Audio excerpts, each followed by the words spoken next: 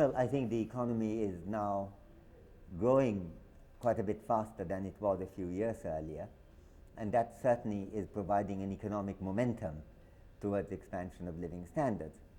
And yet, in many ways, the division of the gains from the overall expansion may be very unequal, primarily because I believe the social opportunities that are necessary for people in order to make good use of the economic opportunities have been so unequally divided.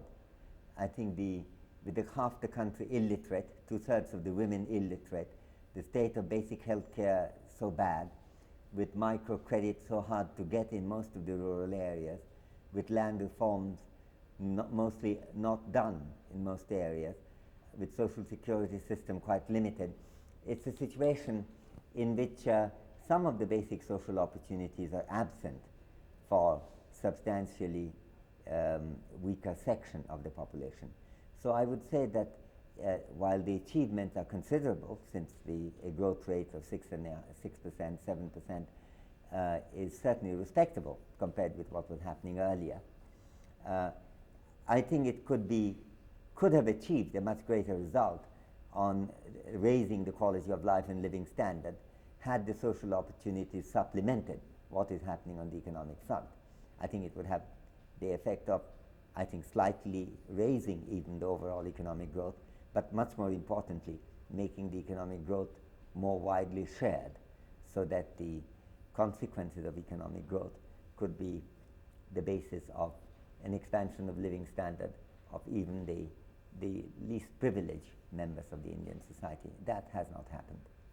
So in that context, what kind of prescription or what kind of direction should the economy take? I mean, the policy. Well, I think some of us have tried to argue for some time now that the main lacuna in Indian planning has been the lack of attention to the social sectors, the so-called social sectors, and that includes education, healthcare.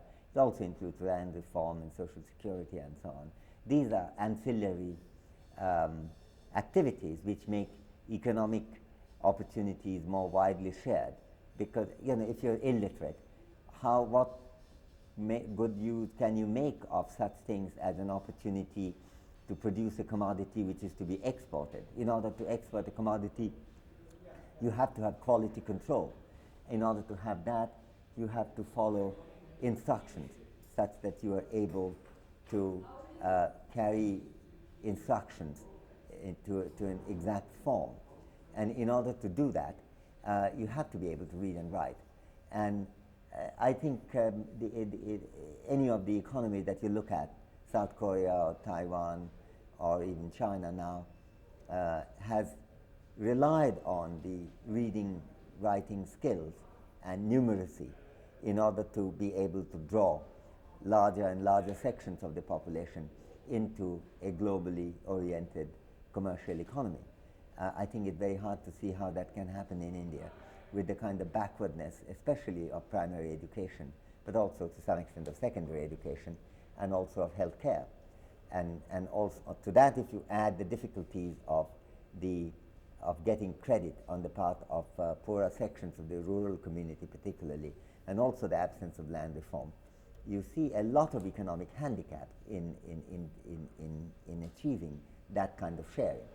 And the remedial actions presumably would have to be to address these issues, namely to complete the land reform, to carry out the expansion of microcredit, which has often been promised, and of course, most importantly, to expand the basic primary education and primary health care.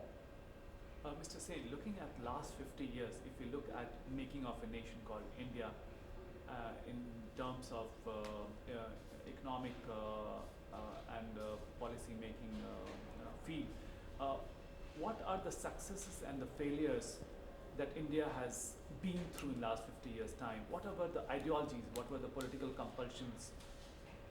Who were the individuals who actually shaped up the way things now seem to Well, that's a long history, of course. I mean, the original program of action, of course, was put forward in the speech on the eve of independence, on the 14th of August by Nehru himself, in a speech called sometimes referred to as the tryst with destiny, because that was a phrase that he used. And that emphasized all the things that some of us have been keen on emphasizing, namely education, healthcare, and so on, elimination of ignorance and illiteracy, and ill health, and so forth. Then when the liberalization takes place in the early 1990s, you find that some of the problems that have been created by this system, which is overexpanded state sector in some areas where the state sector is not particularly productive, namely regulation and control, you find those errors being corrected. On the other hand, the errors of leading the masses out of the economy still remains, still continues to operate. You know, as I mentioned already, that half the people being illiterate, 2/3 of the women being illiterate, creates a social exclusion on the part of very substantial sections of the population who cannot gain very much from the economic opportunities that are opened up by the opening of the economy and by liberalization. So I think that I would say is probably the biggest failure. So I come back where I started from when you asked me the first question. And I would say that, against that you have to balance the achievements in the first period, some modernization of the economy, some development of modern industries, on the whole doing reasonably well with agriculture, not dramatically well, but reasonably well.